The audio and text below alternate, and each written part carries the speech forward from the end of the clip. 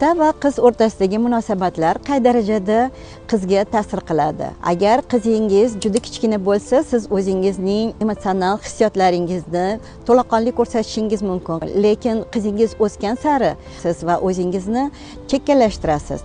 Ayniqsa shunday vaqtda qizlarga juda ham otaning qo'llab-quvvatlashi, uning hissiyotlari juda ham kerak.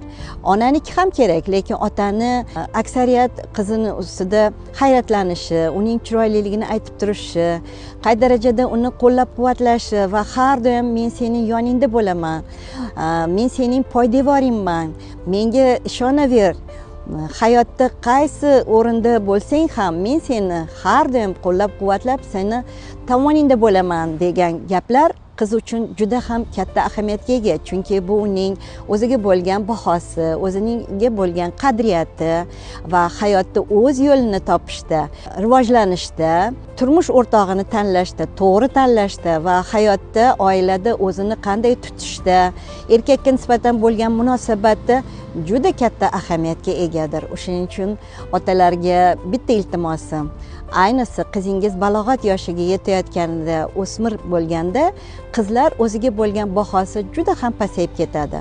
Ana shunday holatlarda siz hayotdagi birinchi erkak sifatida o'zingizni o'rnak qilib ko'rsatsangiz, hayotda qizingiz hech qachon qoqilmaydi va oilada o'zini, ayolligini, hissiyotini hech qachon yo'qotmaydi.